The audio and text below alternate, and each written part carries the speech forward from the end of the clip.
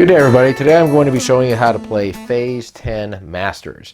Now this game pretty much plays like Phase 10, but there's two distinct rule changes that they made in this game. The first one is when you look at this card, it has all the phases, and in the typical Phase 10 game, you're going to have to try to complete all of these in order. So if you were going for 2 sets of 3 and you completed it, on the next hand you would be able to go for Phase 2 and then Phase 3, etc.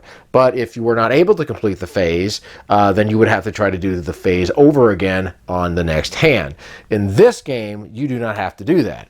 What everybody's going to get is they're going to get a set of these cards over here that have the different phases on them. And I'll go over what the sets and the runs are and everything like that and how to do them. But what you can do is once you look at your cards, you can go ahead and say, okay, I think I can go ahead and do a run of 9. You would just simply put that down, and then that will be the phase that you are going to try to complete. Now, if it turns out you're not able to complete this phase, you're going to just simply put the card back in your hand, but you don't have to repeat it again on the next hand if you don't want to. You can pick a completely different hand. Now, the other rule that they've added is that you can save a card. In typical Phase 10, you're gonna, after you draw, you're going to draw a card, and then you're going to pick a card from your hand to discard here in the pile like that. In this game, you can save one card per hand to the side. So all you have to do is say, I'd just like to save this card, and then put it face down. And then you can use that card for another hand to try to help build another hand.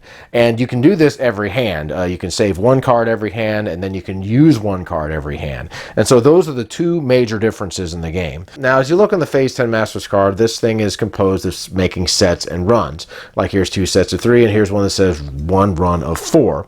A setup would simply just be 3 cards of the same number, or it may be more considering what the phase is, and the run would be a certain amount of cards that are in numerical order. This is a run of 4. If there was a 9 here, that would be a run of 5, etc., and they don't have to be the same color. Now, there's also a skip card in this game, and if you play this, you can play this in front of any player, and their turn is going to go ahead and get skipped. If you're using this for a 2-player game, you'll just simply go again. They're not used in making phases. You can't pick them up from the discard pile, and you can only use 1 skip card against each player per round. And if you start the discard pile with a skip, the first player will automatically be skipped. And then you also have the wild card. You can use this as any number. The main rule with the wild card is once you use the wild card and lay down a phase on the table, you're not going to be able to replace this with the number that you had used. So for example, if you use this number as a 3 and you drew a 3, you're not going to be able to put the 3 down and then grab the wild. The wild is going to stay where it is. Now, you can use more than one of these wild cards to complete a phase. The only thing is that you have to have at least 1 natural card, meaning a 2 or 3 or 4, in order to make the phase. So anyway, here's the way the game works. You're going to deal 10 cards out to each player, and the players are going to go ahead and look at their hand and see what they can do.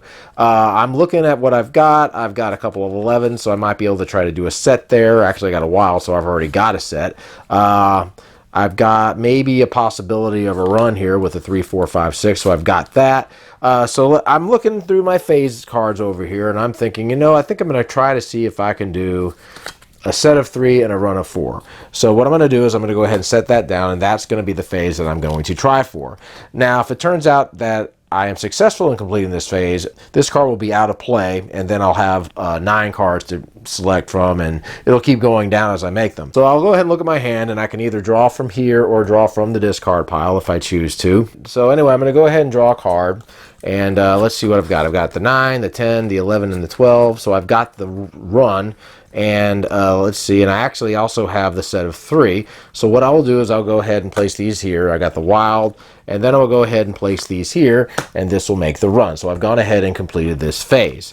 Now, if it turns out that I have any like an 8 or something, I could add it to that, or a 3, I can add it to that, but my opponent can also do the same thing so long as he has laid down a phase. So what I'll go ahead and do is I'm going to go ahead and just discard the 10, and then it will go ahead and go to my opponent. Okay, so let's say my opponent laid this down, and it was my turn. I went ahead and I drew. Now, he put down 5, so I'll actually be able to play a 5 off of his hand like so. And since I just drew the 9, I'll also be able to play the 9 and get rid of that.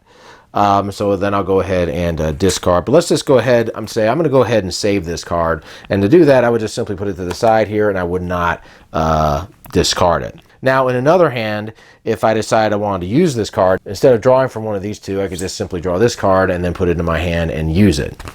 But let's just say I happen to have one card left in my hand and I drew this one.